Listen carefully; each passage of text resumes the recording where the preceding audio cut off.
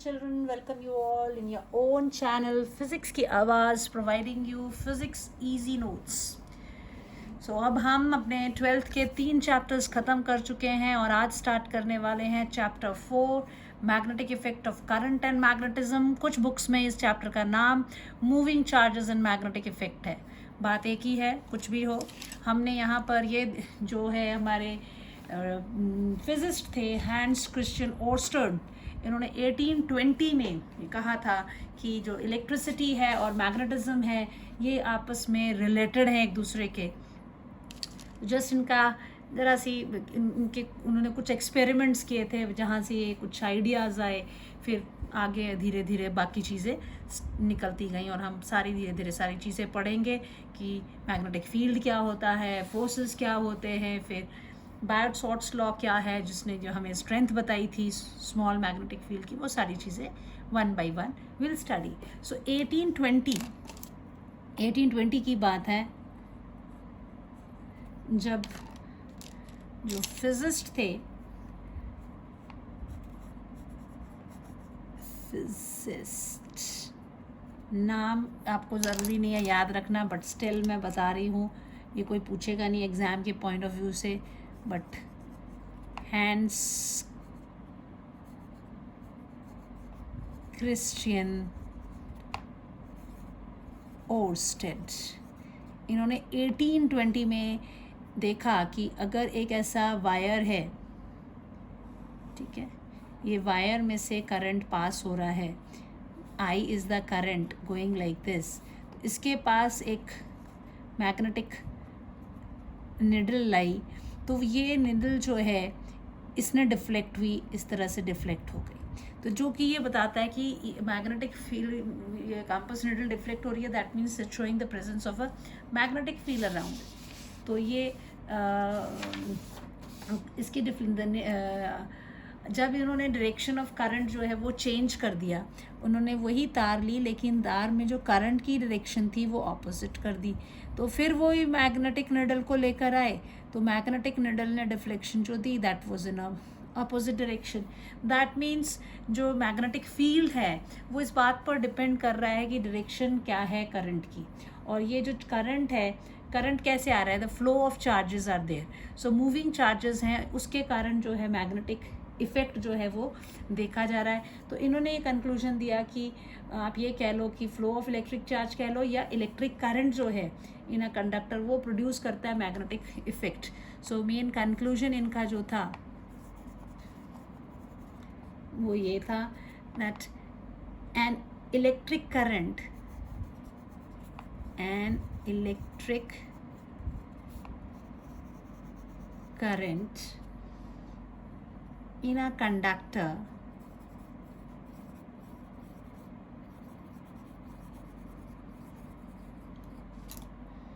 produces magnetic effect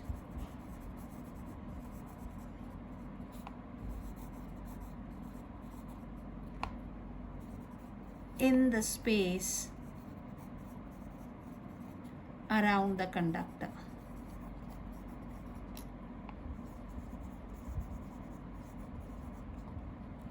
conductor के पास जो है ये कर रहा है, या फ्लो ऑफ चार्जेस जो हैं वो सोर्स है, क्योंकि करंट फ्लो हो रहा है, that means the charges are flowing through given cross section through per second, जो फ्लो है चार्ज का, उससे फिर क्या आ रहा है, मैग्नेटिक इफेक्ट आ रहा है. और एम्पियर्स का एक स्विमिंग रूल था जो ये डिसाइड करता है कि जो डायरेक्शन ऑफ डिफ्लेक्शन जो है was decided by amperes swimming rule. एक एग्ज़ाम के पॉइंट ऑफ व्यू से उतना इम्पॉर्टेंट नहीं है, लेकिन यू शुड नो कि एम्पियर्स स्विमिंग रूल क्या है.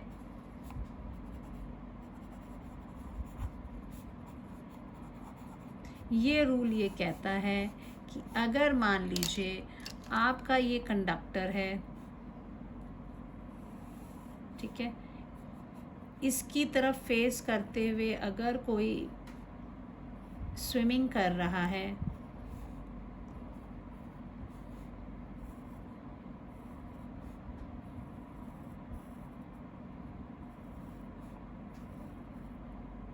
इस तरह से।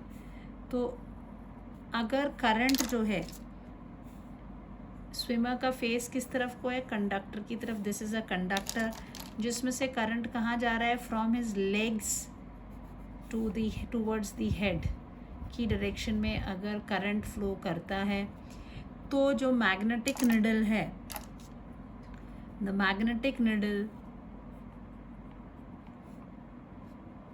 deflect towards his left hand. So according to this Ampere's swimming law, that if a man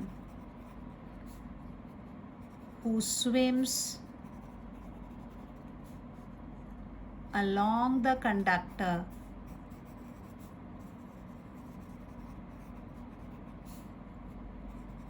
in the direction of current,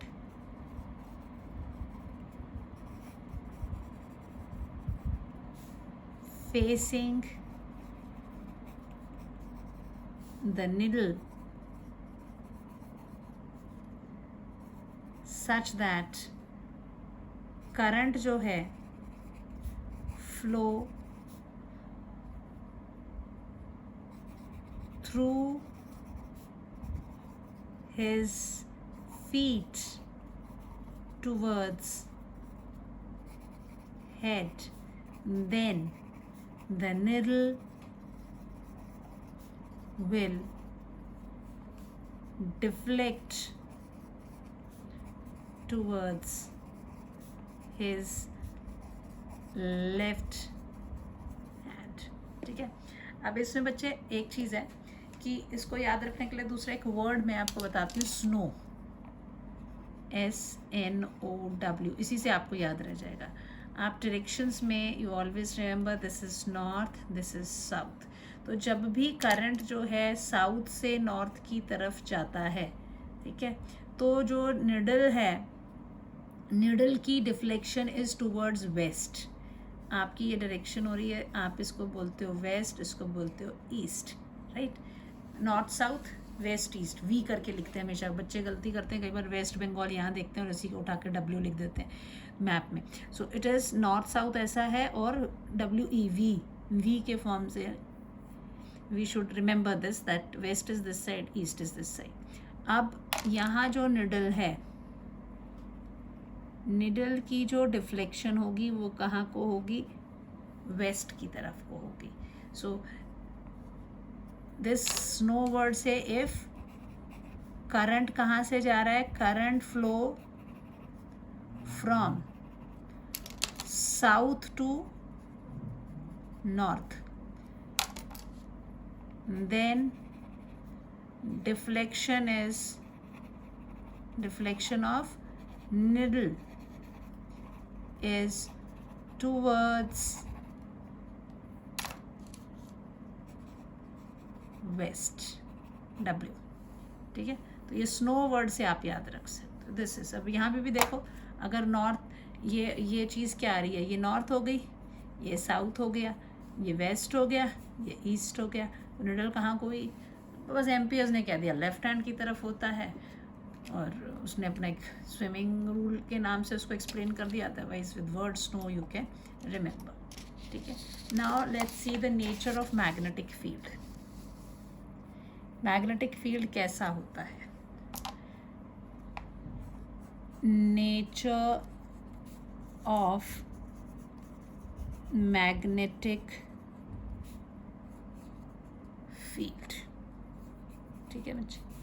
अब हम क्या करते हैं, करंट कैरिंग कंडक्टर लेते हैं, ये एक प्लेन ऑफ पेपर है, ये आपकी इस तरह से मैंने इसमें ये ऐसे तार है, ये अंदर को डाल दी, और ये प्लेन ऑफ द पेपर है, और इसमें आयरन फिलिंग्स डाल दी, बिल्कुल क्रश्ड सा आयरन होता है। तो जैसे ही इस कंडक्टर में करंट आता है, तो देखा गया एक्सपेरिमेंटली कि वो सारे कोसेंट्रिक सर्कल में, कोसेंट्रिक सर्कल मतलब वो बहुत सारे सर्कल जिनका सेंटर सेम है, ऐसे अपने आप को अरेंज कर लेते हैं। तो if this is the plane, ये एक्सपेरिमेंटली ये देखा गया कि अगर आपका ये इस तरह से प्लेन ऑफ पेपर है, this is the plane of paper you have,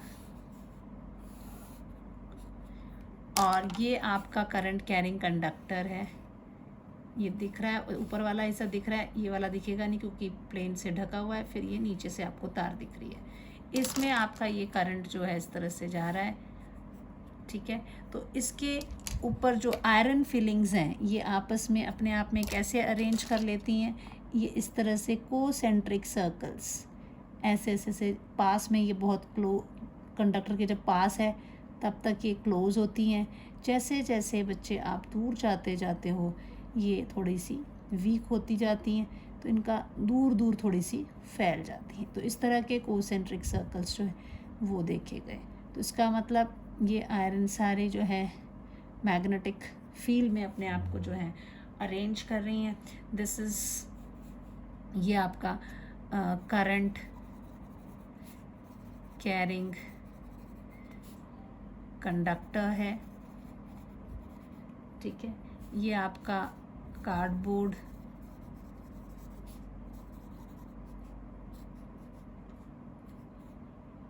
with iron filling, with iron fillings spread on it। तो जैसे ही करंट इसमें फ्लो करता है, ये आपकी क्या कहते हैं concentric circles around the wire, ये these are the concentric circle किसके द्वारा बनाएगी, formed by iron filing when I flow through conductor, ठीक है। इस कंडक्टर के थ्रू जैसे ये जाता है इस तरह से ये फैल जाती हैं। सो अब मैग्नेटिक कंपास जो है, अगर मान लीजिए इसकी जगह अगर आप ऐसे भी नहीं करते हैं, आप यहाँ पर मैग्नेटिक कंपास को भी रख देते हैं, ये ना रख के, तो वो भी उनके भी जो डायरेक्शन रिफ्लेक्शंस होंगी। जैसे मान लो कि आपने ऐसे रखा, मैं ड्रॉ नहीं करती हूँ, देखो मान लो ये पॉइंट है, यहाँ पर आपने अपना कंपास रखा, आपका कंपास जो है ऐसे डायरेक्शन दे रहा है, ये दे रहा है, मान लीजिए यार रुको, ये है, ये डायरेक्शन दी इसने ना, इसकी हेड इधर है टेल इधर है, आप इसके दोनों ऐसे लगा दीजिए मग, उसको उठा के आगे रखोगे तो फिर ये आपकी इस तरह से डायरेक्शन हो जाएगी। फिर इस पॉइंट को करो, फिर उठा के आगे रखो, तो ये ऐसी, तो ये भी जो है इस तरह से गोले ही बनाएंगी ऐसे जैसे इसको चेंज करते रहोगे। तो जैसे अगर बीच में से इसके कंडक्टर से करंट जा रहा है और इसके दूर में मैंने ऐसे मैग्नेटिक निडल को रखना शुरू किया, तो और ये डॉट्स लगाने शुरू किए, तो ये डॉट कैसे लगा रही हूँ मैं, जैसे ही मैं कंपास को इसके आगे वाले पॉइंट पे इसकी टेल रखती हूँ, तो जैसे ही यहाँ रखती हूँ तो वो मैग्नेटिक निडल क्या हो जाती है, इस तरह से टर्न कर जाती है,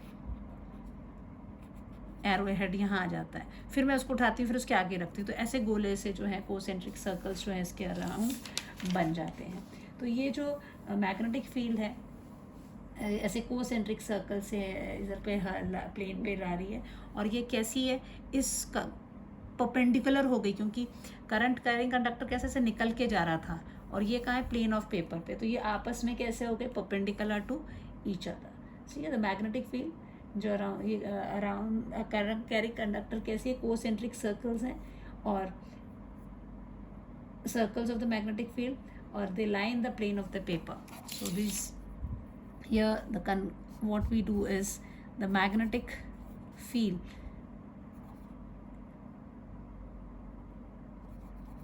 around the current carrying conductor कैसा है, consist of concentric circles of magnetic field lines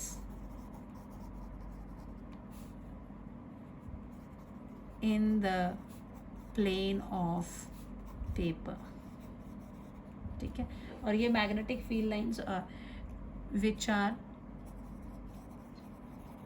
perpendicular to, किसके परपेंडिकुलर हो रहा है, करंट कैरिंग कंडक्टर, उसके परपेंडिकुलर है। ये मैग्नेट इलेक्ट्रिक फील्ड लाइंस थी ना अराउंड, जब हम चार्ज के आजू बाजू, तो ये मैग्नेटिक फील्ड लाइन की तरह पे है। और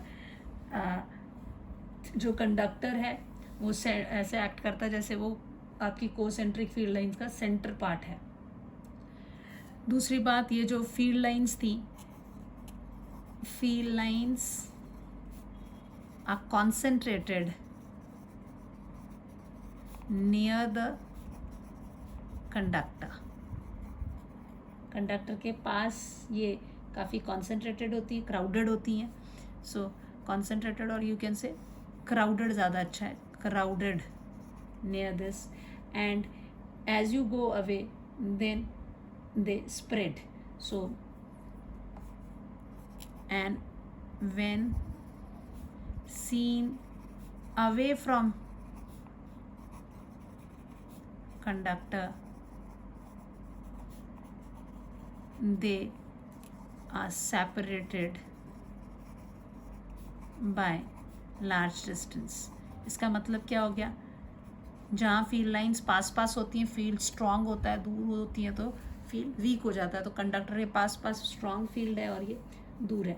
जो डायरेक्शन है इसकी मैग्नेटिक फील्ड लाइंस की, वो इस मैग्नेटिक फील्ड की जो डायरेक्शन होगी वो इनके अलॉन्ग, जब भी आप कोई टेंजेंट ड्रॉ करेंगे, ये फील्ड लाइंस पे जो टेंजेंट ड्रॉ करोगे, that is going to give the direction of the magnetic field lines. अगर यहाँ पर है तो यहाँ पे भी आप ऐसे टेंजेंट ड्रॉ करेंगे. ये फील्ड लाइन है मान लीजिए, तो दिस इज़ द टेंजेंट, एकदम इस पॉइंट पर टच करता हुआ. यहाँ पे कर रहे हो तो आप ये टेंजेंट ड्रॉ कर रहे हैं. इसके फिर कुछ रूल्स हैं मैग्नेटिक, हम कैसे निकालेंगे ये डायरेक्शन वो मैं आगे बताती हूँ आपको.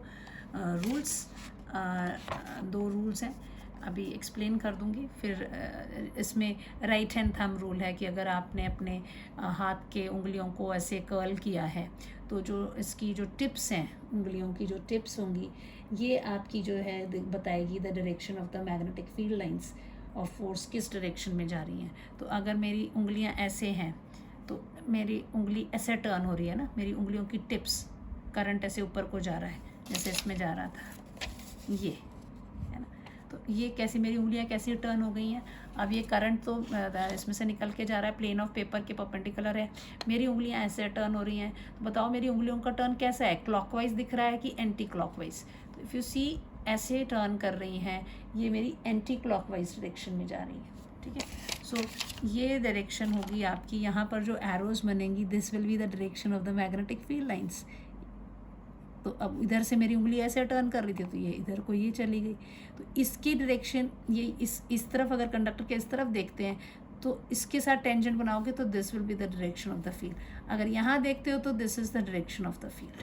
सो the field is a tangential drawn there. So the direction of the magnetic field किसी भी पॉइंट पर जो होगा that will be tangent. So direction of magnetic field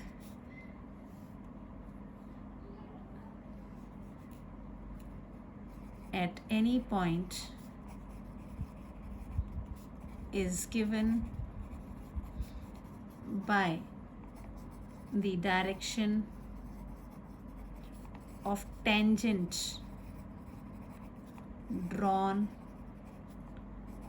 to the field lines, on the field lines at that point. ठीक है. This is what you have to remember. एक और चीज़ है, कन्वेक्शन साइंस हैं. कन्वेंशन साइंस आपको conventional signs याद रखने हैं. कन्वेंशनल साइन हम आगे यूज़ करेंगे इनको. ठीक है. तो अगर आपका जो फील्ड है ऐसे ड्रॉ किया हुआ है, इसमें देखिए ये और डॉट, या तो ऐसे होगा या फिर आपको जो सिंबल्स दिखेंगे आपकी बुक्स में ऐसे और क्रॉस है. ठीक है. सो अगर the field is coming out of plane of the paper, so will take it as dot, and the magnetic field is going into the plane of paper. ये है, दिस इज डॉटेड वाला जो होगा that is field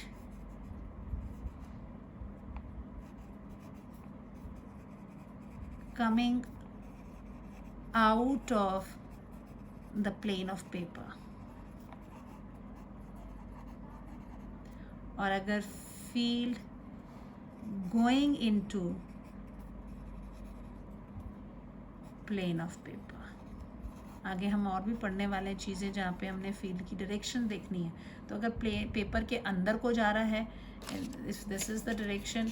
अगर मैं यहाँ बोलूँ कि फील्ड ऐसे इसके अंदर, फील्ड लाइन ऐसे अंदर घुस रही हैं इसके, तो अंदर जा रहा है, तो हम इसको क्रॉस से दिखाएंगे. अगर फील्ड लाइन इसमें से निकल के आ रही हैं तो हम इसको डॉटेड इससे दिखाएंगे. ये दो छोटी सी चीज़ें जो आपने याद रखी. ठीक है. अब रही बात इनकी डायरेक्शन की. सो डायरेक्शन में पहले सबसे पहले राइट हैंड थंब रूल करते हैं. तो राइट हैंड थंब रूल के हिसाब से ये कहता है कि अगर आपके पास ये करंट कैरिंग कंडक्टर है, ये आपका करंट कैरिंग कंडक्टर है, और ये आपका हाथ, इसका थंब, अगर राइट हैंड का आप थंब जो है सीधा रखें और उंगलियों को घुमाएं, तो जो उंगलियों की टिप्स हैं वो आपको बताएंगी फील्ड लाइंस की direction. This is right hand thumb rule. तो ये हो गया आपका, ये मेरी उंगलियां मुड़ गई, ये उंगलियां जो है, these are the tips of my fingers. या नेल पॉलिश लगा देते हैं. ये चीज़, ये किस डायरेक्शन में मुड़ रही हैं, ये आपको बताती हैं the direction of this thumb. ये थंब जो है, अगर थंब को आप करंट की डायरेक्शन में लेते हैं तो जो टिप्स हैं that is going to give the direction of the field lines. ठीक है. तो अगर ये आपका, मैं इसको थोड़ा और बड़ा कर देती हूँ, ऊपर को जगह छोड़ी मैंने कम है. ये मान लीजिए ये कंडक्टर है ना, तो यहाँ पर ये जो मेरी फिंगर्स, ये गोले बन रहे हैं, तो इनकी जो डायरेक्शन है, मेरी उंगलियों की डायरेक्शन कहाँ को जा रही है, ऐसे है ना, like this. It's going like this, anti clockwise direction पे ये होगा. और किसी भी डायरेक्शन पे जब मैग्नेटिक फील्ड की बारी आएगी तो आप क्या बोलोगे, इधर से आप टेंजेंट ड्रॉ करोगे. तो टेंजेंट की एरो कहाँ होगी, जहाँ को ये एरोज जा रहे हैं उसी डायरेक्शन पे आपकी मैग्नेटिक फील्ड होगी. सो इसको मैंने लिख दिया पहले ताकि मेरा टाइम सेव हो जाए. So this, if a conductor carrying current is imagine to be held in right hand, ये ध्यान रखना है, राइट हैंड में ही कंडक्टर को पकड़ना है. ठीक है. सच दैट थंब जो है पॉइंट कर रहा है towards the direction of current, then the tips of the curled finger, हमारी जो ये कर्ल्ड फिंगर की जो टिप्स हैं, finger encircling the conductor will give the direction of the magnetic field lines. और जो टेंजेंट उसके ऊपर ड्रॉ करोगे that is going to give the direction of the magnetic field. ठीक है. Then you have one more rule, that is a right handed screw rule है. right handed screw rule में भी आपने बिल्कुल जो 11th क्लास में ये दोनों रूल्स पढ़े हुए थे. ये रूल कहता है कि अगर आपका जो ये राइट हैंड का स्क्रू है उसकी जो मूवमेंट है किस डायरेक्शन में हो रही है, ये मान लीजिए आपका स्क्रू है, अब ये इसका हेड ऑफ द स्क्रू है. ठीक है. तो ये टिप जो है, this is the direction in which the current is flowing. then this head की जो रोटेशन है, ये किस तरफ को, पॉइंट जो है इसका स्क्रू को जब आप घुमाएंगे तो ये जिस डायरेक्शन में जाएगा, अगर वो आपको करंट जिस डायरेक्शन में इसकी टिप जाएगी वो देता है direction of current. And the motion of the head, head का मोशन आप कैसे कर रहे हैं, that is going to give the direction of the magnetic field lines. इसमें मैग्नेटिक फील्ड लाइंस जो हैं अगर इस तरह से ये जा रही हैं, आपने जब इसको एंटी क्लॉकवाइज इसके हेड को घुमाया है ना, एंटी क्लॉक, तो देखिए आप ऐसे ऐसे घुमाओगे तो ये स्क्रू जो है ऊपर की तरफ शिफ्ट कर रहा है. दिस इज़ द टिप की जो मूवमेंट होगी that is going to give the direction of the current. यहाँ पे करंट की डायरेक्शन इसकी टिप से. ठीक है. टिप ऑफ स्क्रू जो है वो देता है motion of tip of screw gives direction of current, and rotation of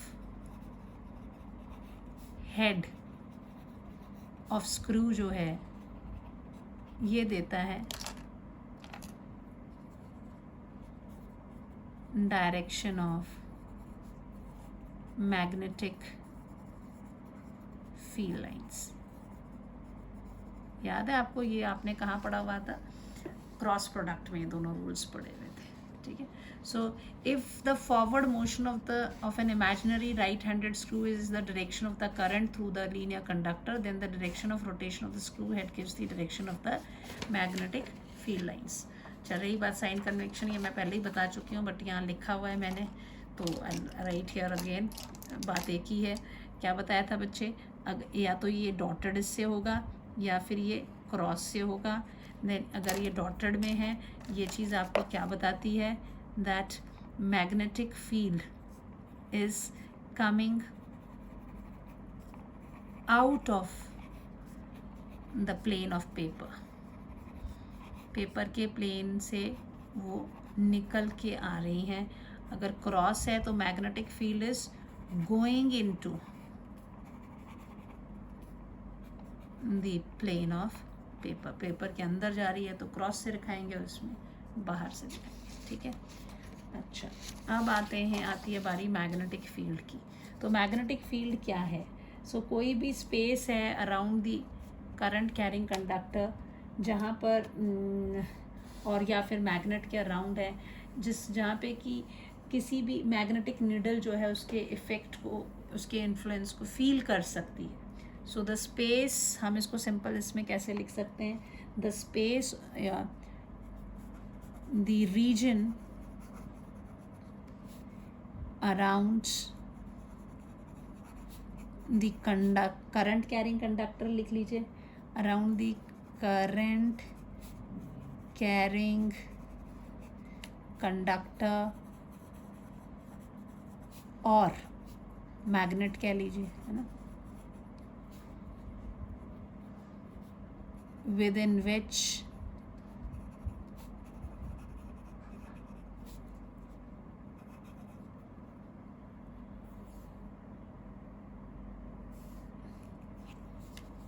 its influence can be felt।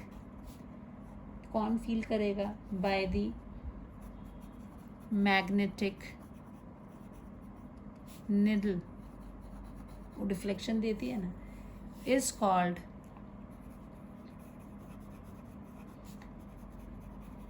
Magnetic field, ठीक है। इसको मैग्नेटिक फील्ड को हम डिनोट करते हैं बी वैक्टर से।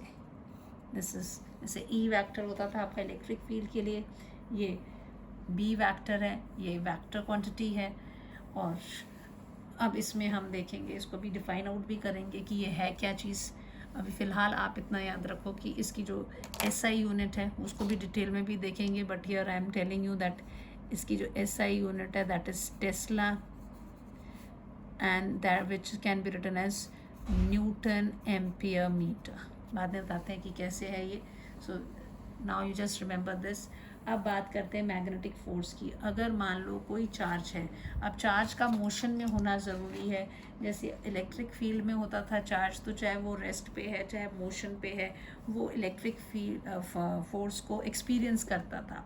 अब मैग्नेटिक फोर्स हम पढ़ने वाले हैं, तो ये कितना फोर्स एक्सपीरियंस करता है। तो अगर कोई भी चार्ज है, अगर वो मूव करेगा तभी, क्योंकि जब तक कंडक्टर में करंट के कारण वो आपकी निडल जो है वो डिफ्लेक्शन दे रही थी, that means the charges should be in motion.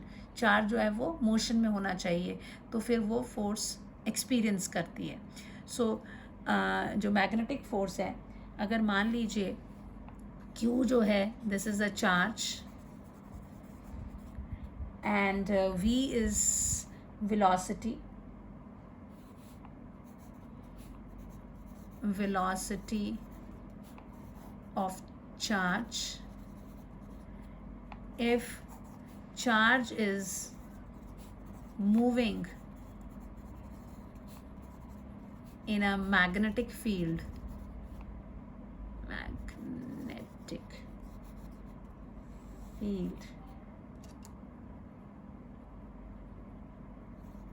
such that vector v, velocity vector makes angle theta with respect to magnetic field vector, तो जो force experienced, then the force experienced by charge is given as, जो charge है वो force experience करेगा जो कि दिया जाएगा F is equal to, this is a magnetic force, will be equal to Q V cross B vector. So if you see here, which is equal to Q V B sin theta, this much of magnetic force will be experienced. So if you have this way, ये आपका plane है, ठीक है, ये आपकी direction हो गई, this is the direction of the magnetic field and this is the direction of your velocity where the charge is moving, then the force will be given as this way. The force experienced will be right V से B की तरफ, V cross B, मेरी उंगलियां V से कहाँ मुड़ रही हैं, B की तरफ को, so V क्रॉस B है, क्रॉस प्रोडक्ट में पढ़ा था आपने, so this will be the direction of the force. अगर मैं B क्रॉस V करूँगी, if you see here, then the force will go in downward direction, V cross B जो है, यहाँ पर आपका राइट हैंड थंब रूल के हिसाब से ही आपका ये राइट हैंड है, आपकी उंगलियाँ कहाँ से कहाँ को मूव कर रही हैं, आप वो देखिए V से B की तरफ जा रही है ना, so this is the direction of the force perpendicular to the plane, V से B की तरफ को, ठीक है, so this is by right hand thumb rule, this will be the direction of the force experienced. So from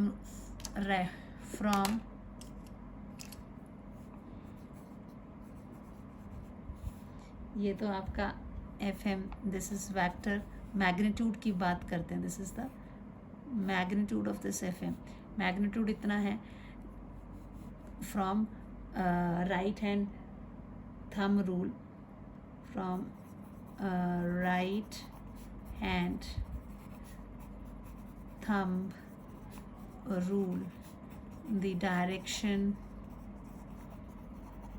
of force is perpendicular to the plane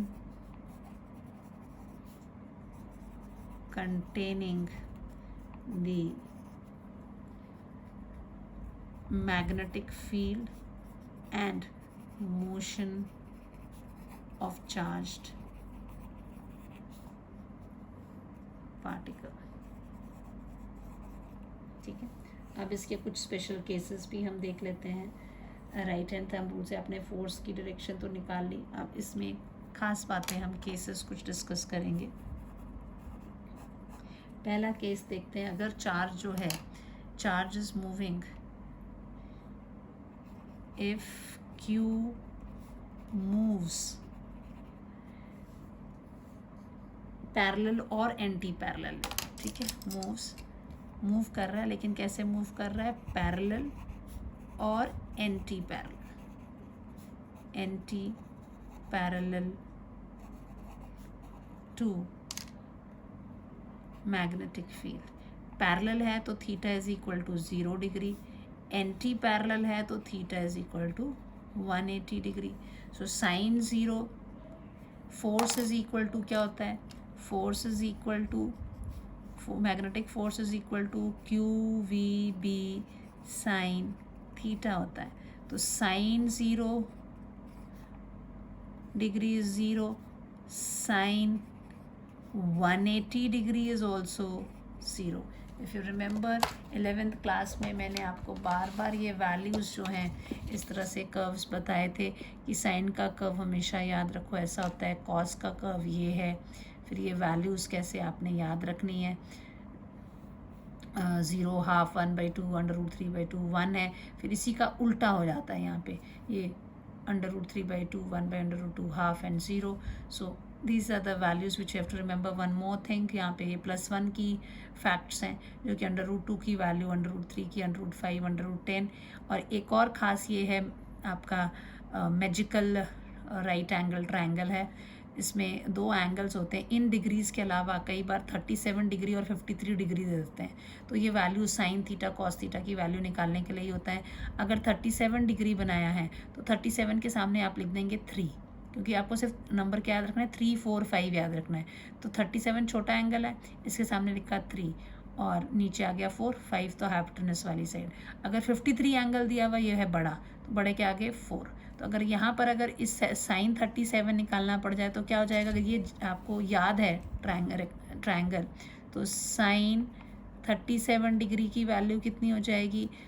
sign 37 perpendicular upon hypotenuse होता है, perpendicular is 3, तो आपका होगा 3/5. Cos 37 होगा तो 4/5. अगर 53 का हुआ साइन 53 तो 4/5. कॉस 53 3/5. इस तरह से ये वैल्यूज़ जो है आप निकाल सकते हैं.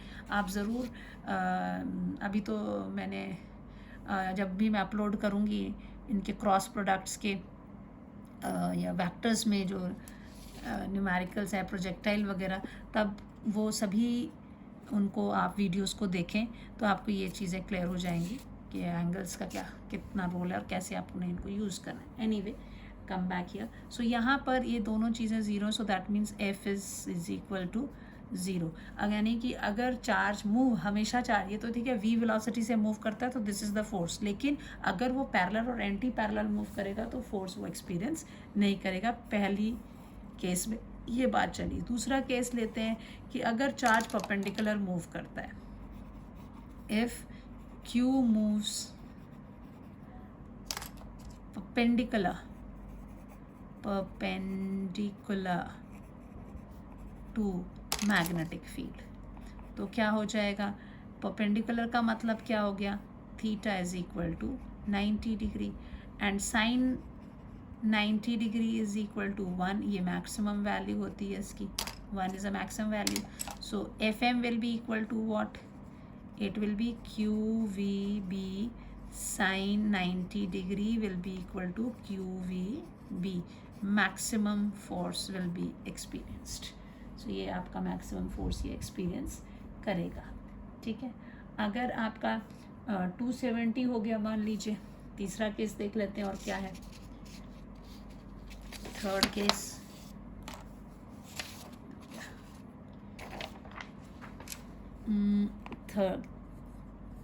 थर्ड के केस 3. अगर मान लीजिए कि if theta is equal to 270 degree, तो एफ एम की वैल्यू कितनी हो जाएगी, Q V B sine 270 degree. So 270 degree में वैल्यू कितनी हो जा रही है, अभी आपको मैंने बताया.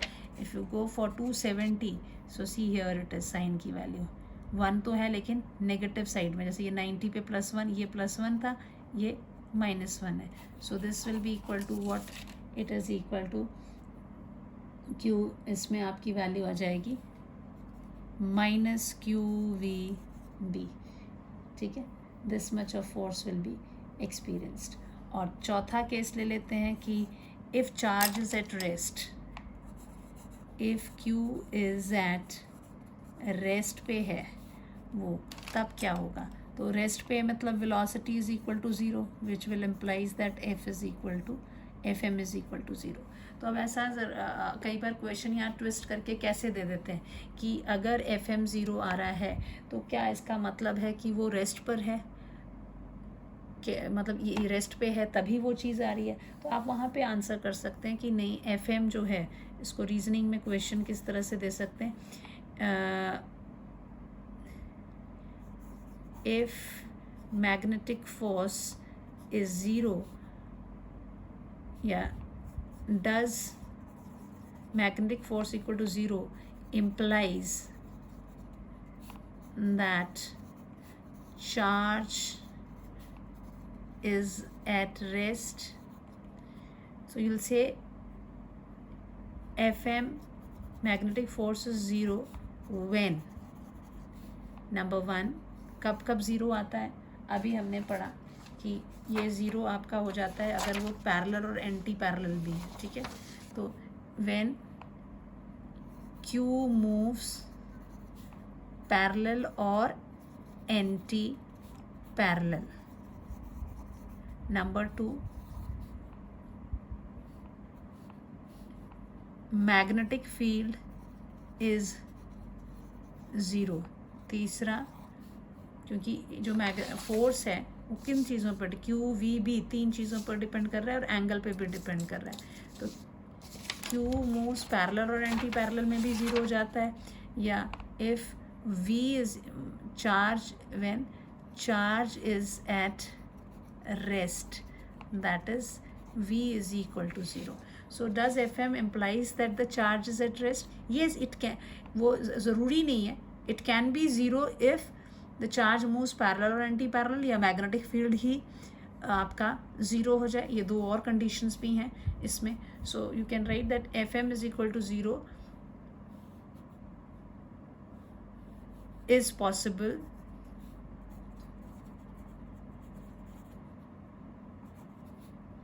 when charge moves parallel or anti-parallel, second B is 0 और Q is at rest. So तीन possibilities है, किसी भी कारण से Fm जो है ज़ीरो होता है। इसका मतलब ये नहीं कि केवल चार्ज ही रेस्ट पे हो, मूविंग चार्ज में भी मैग्नेटिक फोर्स जो है वो ज़ीरो हो सकता है, ठीक है। This is what we have now.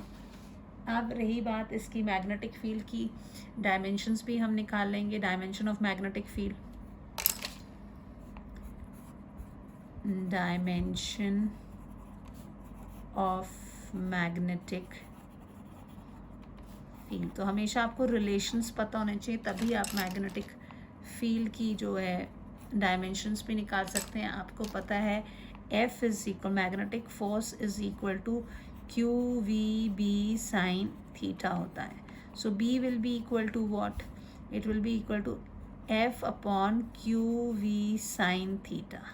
Like this we can write. अब साइन थीटा का तो कोई रूल नहीं है, तो आप यहाँ पर डायमेंशन किस तरह से लिखोगे इसकी, this is equal to your force को किस में डायमेंशन की बात कर रहे हैं, तो फोर्स की डायमेंशनल फार्मूला क्या जाएगा, mass into acceleration ml t minus 2। Then you have charge, charge क्या होता है, charge is current into time, आपको याद है। This is Q. Q is equal to I is equal to Q upon T. So Q can be written as I into T. तो मैं I की जगह पे एम्पियर लिख दूंगी, T की जगह पे time. So this is AT. Then velocity. Velocity क्या होता है, displacement upon time. That is L upon T. So LT minus 1. LT minus 1. ठीक है, तो this will be equal to what?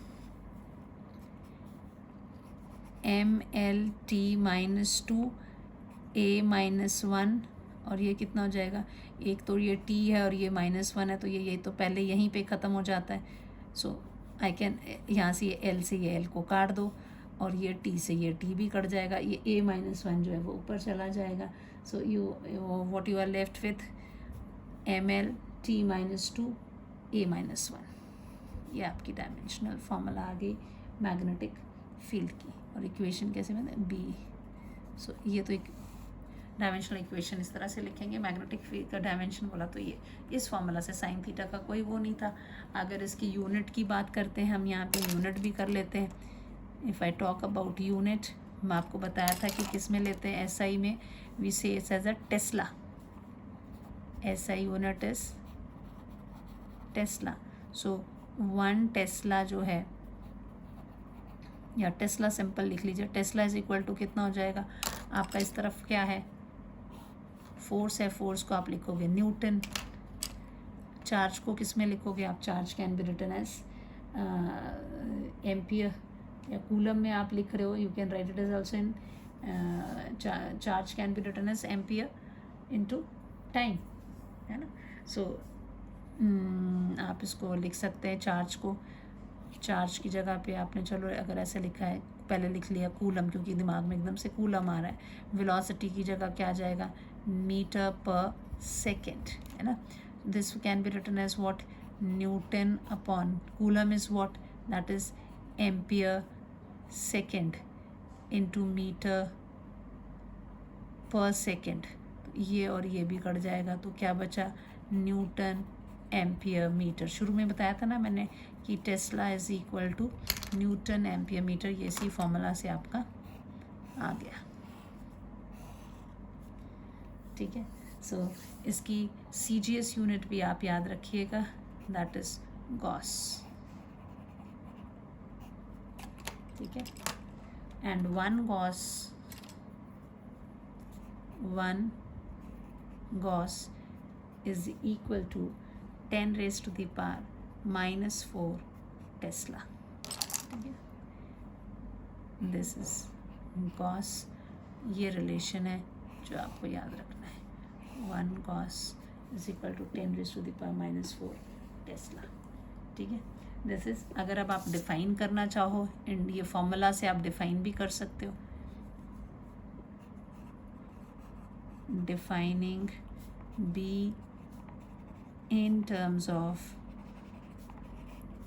Magnetic force, अगर आप ऐसे करना चाहो, आपको पता है कि F इज़ इक्वल टू क्या होता है, F is equal to QVB sine theta होता है ना। तो अगर मान लीजिए Q जो है आप 1 कूलम ले लेते हैं, वेलोसिटी इसकी यूनिट ले लेते हैं 1 मीटर पर सेकेंड, और थीटा को आप 90 डिग्री पे ले लेते हैं, तो साइन 90 साइन थीटा की वैल्यू भी क्या हो जाएगी, sine 90 which is equal to 1। तो आपका इक्वेशन क्या हो जाएगी, F will be equal to that magnet, ये हो जाएगा 1 into 1 into the B into 1। So you can say that B is equal to what, magnetic force. कौन सा वाला magnetic force, it is a magnetic force experienced by a unit charge moving with unit velocity perpendicular to the direction of magnetic field. So यहाँ पर आप इसको क्या बोल सकते हैं, मैग्नेटिक फील्ड को, that it is a magnetic, hence magnetic field at a point क्या है, is the force experienced by, कौन एक्सपीरियंस कर रहा है, by a unit charge moving with, कितने से मूव कर रहा है, मूविंग विद यूनिट वेलोसिटी, और कैसे मूव कर रहा है, moving with unit velocity at right angle, किसके right angle, right angle to the magnetic field. तो मैग्नेटिक फील्ड जो है किसी भी पॉइंट पे वो बराबर होगा किसके, फोर्स एक्सपीरियंस के बराबर होगा। कौन सा फोर्स, जो फोर्स कौन एक्सपीरियंस कर रहा है, यूनिट चार्ज जो कि यूनिट वेलोसिटी से फील्ड के परपेंडिकुलरली मूव कर रहा है, that is define as the magnetic field. किसी भी पॉइंट पर हम ऐसे भी डिफाइन कर सकते हैं। ठीक है, अब एक और कुछ चीज़ें हैं जो आप ध्यान रखोगे, क्योंकि रीजनिंग में आती हैं चीज़ें, तो आपको पता होनी चाहिए ये फैक्ट्स कि ये जो मैग्नेटिक फील्ड है, ये मैग्नेटिक फील्ड एक वेक्टर क्वांटिटी तो है ही, डायरेक्शन इसकी है, इट्स अ वेक्टर क्वांटिटी। ये आपकी जैसे इलेक्ट्रिक फील्ड होता है वैसे ये मैग्नेटिक फील्ड भी प्रिंसिपल ऑफ सुपरपोजिशन को फॉलो करता है। जब करेंगे तो आगे पढ़ेंगे तो मैं बताती जाऊंगी आपको। अर्थ का जो मैग्नेटिक फील्ड है उसकी वैल्यू भी आपको पता होनी चाहिए। अर्थ मैग्नेटिक फील्ड जो है that is 3.6 into 10 raised to the power -5 Tesla, ये वैल्यू आप याद रखेंगे। ठीक है, और चार्ज के बारे में मैं आपको बता ही चुकी हूँ कि चार्ज कब अगर इसमें है क्वेश्चन रीजनिंग में कि अगर चार्ज जो है रेस्ट पर है तो क्या वो फोर्स एक्सपीरियंस करेगा इलेक्ट्रिक फील्ड में। यस, अगर चार्ज चाहे रेस्ट में हो चाहे मोशन पे हो। ठीक है, ये एक पॉइंट ये हुआ। दूसरा पॉइंट ये कि जो चार्ज है, charge in electric field experience force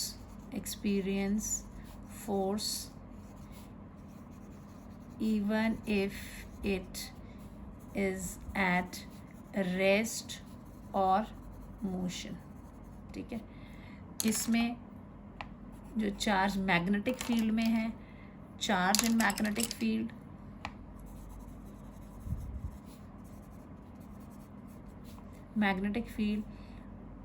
do not experience force if, कब वो फोर्स नहीं एक्सपीरियंस करेगा? Number 1, if it is at rest, अगर वो रेस्ट पे है, और दूसरा if it is in motion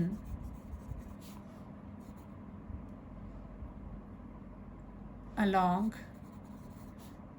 parallel और एंटी पैरेलल या एंटी पैरेलल है। किसके पैरेलल और एंटी पैरेलल हो रहा है? Anti parallel to the magnetic field. अगर ये वो तो रेस्ट पे चाहे मोशन पे उसने एक्सपीरियंस कर रहा है, लेकिन ये एक्सपीरियंस नहीं करता है अगर वो रेस्ट पे होगा या फिर मोशन में है अलोंग पैरेलल और एंटी पैरेलल। ठीक है, तब ये एक्सपीरियंस नहीं करता है, डू नॉट एक्सपीरियंस, और ये हमेशा एक्सपीरियंस ही करता है। This is what we have now. Next topic is Lorentz force. पढ़ेंगे हम कि लॉरेंस फोर्स क्या है। कई बार एग्जाम में ये क्वेश्चन आ जाता है, बच्चे छोड़ देते हैं। लॉरेंस फोर्स नाम से कुछ नहीं है बच्चे। लॉरेंस फोर्स है कि अगर आप किसी चार्ज को आप ऐसे रीजन पे भेजते हैं जहाँ पर इलेक्ट्रिक फील्ड और मैग्नेटिक फील्ड दोनों हैं, तो वो जो तो टोटल फोर्स एक्सपीरियंस करता है, that is called as a Lorentz force. So when a charge particle having charge, when a charged particle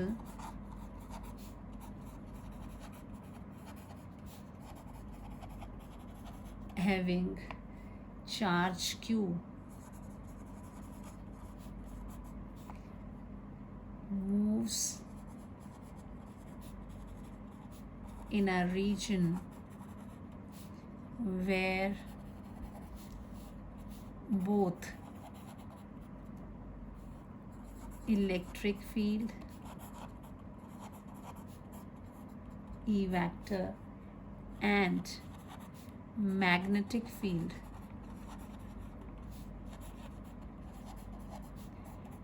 B vector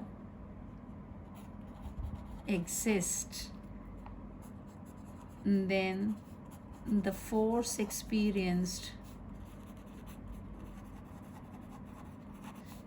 by the charge is called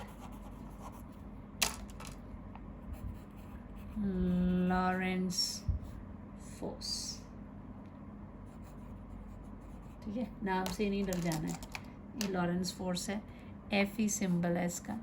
so this F is equal to this F vector is equal to electric field में जो force है plus magnetic field में जो सो इसमें कितना हो जाएगा? It will be Q into E, plus इसमें कितना था? क्यू इंटू ब्रैकेट में था V cross B, like this we had. So this is E vector, this is B vector, this is V vector, this can be further. Q को अगर हम common निकाल लेते हैं तो ब्रैकेट में आ जाता है आपका E vector plus V cross B vector. दिया आपका हो गया लॉरेंस फोर्स। 2 नंबर का क्वेश्चन होता है ये, और बच्चे इसको छोड़ के आ जाते हैं, तो प्लीज़ बच्चे ध्यान देंगे। ऐसे सिंपल सी चीज़ें हैं, एक बार जिसको रीड कर लिया तो इसको याद रखना भी कोई मुश्किल नहीं है। लॉरेंस ये फोर्स एक्सपीरियंस इसका इसमें हो रहा है। ठीक है, फिर इसमें एक रीजनिंग का क्वेश्चन और मैं डिस्कस करना चाहूँगी कि अगर आपका मैग्नेटिक फोर्स किसी भी कांस्टेंट मैग्नेटिक फील्ड से एसोसिएटेड है अगर कोई मैग्नेटिक फोर्स, तो वो कोई वर्क नहीं करता है to displace the charge. So question, show that magnetic force associated with constant magnetic field does not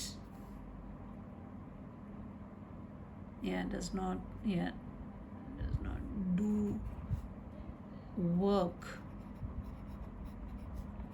when a charged